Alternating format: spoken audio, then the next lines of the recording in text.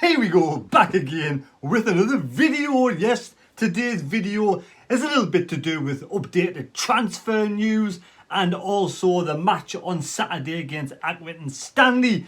And as usual, if you are new to the channel before we start, would be grateful if you could please subscribe to the channel, or if you just enjoy watching the content anyway and you haven't yet subscribed, please hit the subscribe button. That will be absolutely fantastic.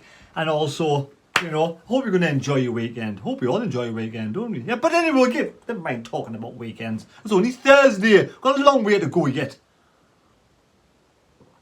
So we'll start off with transfer rumours and news. Yes, transfer news. And if you've already seen Thane's YouTube channel, you'll notice that he's had a little talk about Broadhead. So we'll start with Nathan Broadhead. As we've seen on some Twitter account, Nathan Broadhead is currently in America, but they travel back over the weekend because they are playing Blackpool on Sunday. Their encounter in America has now come to an end and they'll be travelling back. So the Broadhead situation, yes. Sunderland will hopefully, touch wood, announce Nathan Broadhead's signing after the weekend. Hopefully, touch wood, all goes well. And I would suggest that I'll take a wild stab in the dark. I'll pluck something out of the air. We'll say maybe it's Monday. Monday, hopefully it'll be announced that Nathan Broadhead, that's just my opinion, will be a Sunderland player. Happy days. I think there's been talks between the two parties, even though he's away in America, and also some kind of, I don't know, it's amazing what they can do. It's amazing what they can do now without being actually together. You can have you can do medicals and all sorts of things. You can get all sorts of shenanigans sorted out. So, we know Nathan Broadhead anyway, not like he's a complete stranger. So the talks have been going on with his agent and family members. So hopefully, touch wood, on Monday, he will be donning the red and white stripes and playing.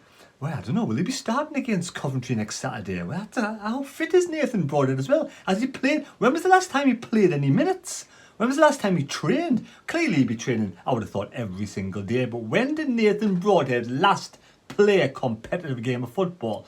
So if that's the case, if he hasn't played a competitive game of football, I wouldn't have thought he'd be starting against Coventry. I wouldn't have thought I'd be on the bench. Probably he might even get a run out against Hartlepool if everything goes according to plan. You never know how quick these deals get done. So hopefully that player is back in the squad where he was last season. Now, other transfer news. Now, the deal with Troy Parrott is a lot more complicated. A loan deal from Spurs is a lot more complicated. It is about 75% certain to go ahead. 75% sure to go ahead. 75% completed. But that could change at any day because it's a lot more complicated and things could regress as well as progress with that. So at the moment, Troy Parrott is 75% and it could be complete if all goes according to plan by midweek next week. But it's how many strikers do you want at the club? Will Troy Parrott, if we actually, when we sign, when Nathan Broadhead walks out in the new strip of Sunderland on Monday, hopefully Monday, will Troy Parrott still want to come to Sunderland? 3 strikers. Will he get much game time at Sunderland? Or does he want to be the number one? Does he want to be a little fish in a big pond? Or a big fish in a little pond? Troy Parrott, it's down to you. It's in his court. But 75% complete or 75% certain that Troy Parrott will be a Sunderland player. But it's not as certain as I'm 100% certain. Why, we can't never know what's 100%. 98% certain that we'll have Nathan Broadhead, in a red and white stripe on Monday. Touch wood. So there's the 2 striker situations. Now there's no news on a goalkeeper. We are probably one of the only clubs in the Championship who've only got one goalkeeper, Patterson. Because I'm not going to class Carney, because Carney's still a youngster. He's under 23s, and I don't think he'd be anywhere near the squad in the Championship. I'm afraid I don't think Carney's anywhere near the Championship level at this moment in time. So we've only got one recognised goalkeeper at the club. The same as we've only got one recognised right back at the club in Hume. And Hume is only a youngster as well, grown with experience, gaining experience, and he will be, for me, this is the team I think that will start on Saturday. The only conundrum I've got is Diaku or Clark, because Clark played a full 90 minutes against Bradford. Now, will it be up for the task of playing a full 90 minutes on Saturday, or will it be Diaku's turn to come back in on the left? But all the rest, for me, picks itself.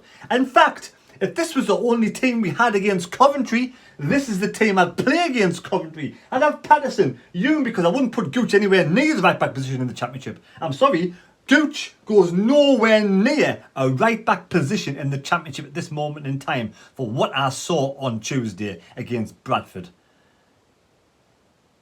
You can disagree all you want, it's up to you. For me, he's not a right back. He was a makeshift right back, a utility player last season in League One. We've got to stop with this situation. Stop playing square pegs and round holes. It's pathetic for a club of Sunderland's size and stature and the money we're supposed to have, not to be able to put proper players in right positions. It's backward, honest to God. I cannot believe the situation this club gets themselves in sometimes.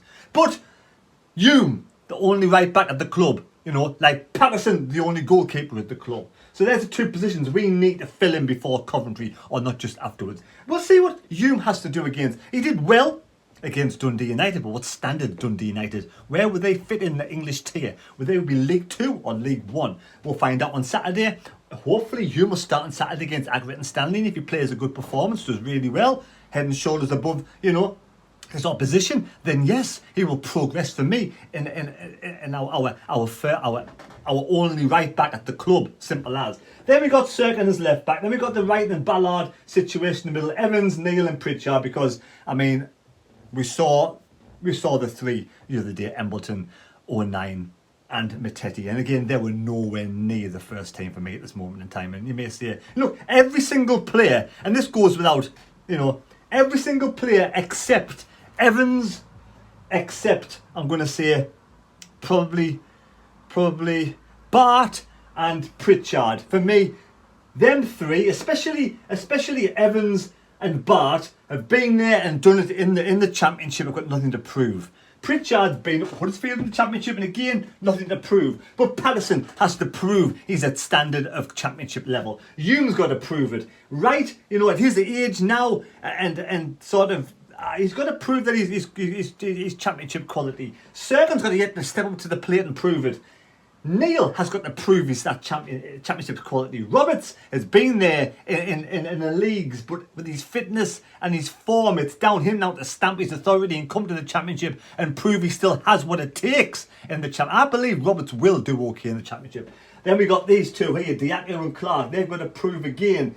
For what I saw last season in League One, for me, they've got to prove to me that they can make it in the Championship. And I think Clark, with fitness, might do that. Stewart has to prove, no matter, because he was top goal scorer in League One, he's still got to prove that he is Championship quality. So lots of players have got to prove it. We need to bring in Championship quality before the season starts. We need really to bring in a Championship quality right back, just in case Hume isn't up to scratch. We need to bring in that experience for Patterson. I do think Patterson will hold his own in the Championship, but he needs help and he needs backup and he needs competition in goal. And again, Stewart, I think he will succeed in the Championship, but to what level I don't know. But with Broadhead there and hopefully Parrott, that is a good threesome there up front to do really well.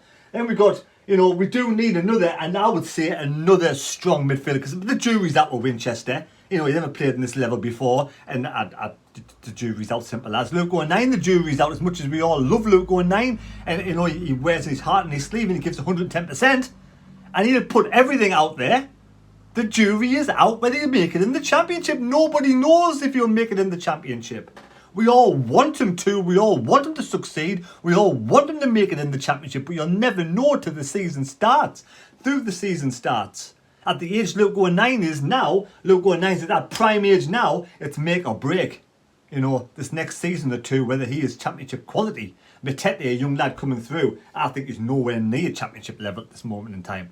So there we go. So we do need really another quality midfielder who can play alongside Evans and Neil in case Evans gets injured, because Evans has been injury prone in the past and Neil has got to prove that he's going to be championship quality, and I'm hoping and wishing and praying that he is going to be championship quality, because it's great to see the youngsters come through and do well and progress with the team that they support. Patterson and Neil, the two players you really want to come through and progress at the club. So that's the team I think we'll put out. I'm going to say possibly Diaku first half, Clark second half, and I think we'll go into beat Accrington Stanley on Saturday. But you know, I'm not going to be too harsh on the lads on Tuesday night. It was against Bradford. Bradford, well done Bradford.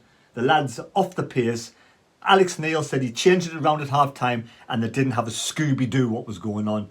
So you make that up. For me, most of that majority of that team is off the pace at this moment in time in the championship. So we need a quality midfielder, a backup goalkeeper, a quality right back, and a couple of strikers. Now, if, like we said, Broadhead comes in on Monday, Parrott smashes it next week during the week, so long as his face is not put out because he wants to, you know, he probably could go somewhere else and walk straight into a team somewhere and be number one at the club. But does he want to come and via and play maybe alongside Stewart with Broadhead? Because Broadhead is injury prone as well. We're just taking it on trust that he's going to stay fit this season, touch what he does. But Parrott and Stewart and Broadhead will be a good threesome then and up front. So there we go. That's the video. Touch wood, 98% certain Broadhead will be a Sunderland player via Monday. And I'm hoping Parrott, you know, doesn't back off this deal and signs midweek next week. And we might even get a surprise tomorrow night. You know, Friday night, surprise. Thank God it's Friday. We might get some surprise right back walking out tomorrow night, or a goalkeeper suddenly announced at the club. We just don't know what happens to Sunderland these days. Hush, hush, very hush, hush. Well, you know. Right, take care. God bless me. God go with you. And we'll see you on Saturday for the live stream against Accrington Stanley. Live stream coming at you at roughly about 2:30, 2:15. And we'll have a good old chat, you know, possibly, hopefully, about the player that comes in tomorrow. I'm just guessing he is. Probably won't be. Probably won't be. Just, you know, got pie in the sky. Hope we don't get pie on my face. Right, see you later. Take care. Bye.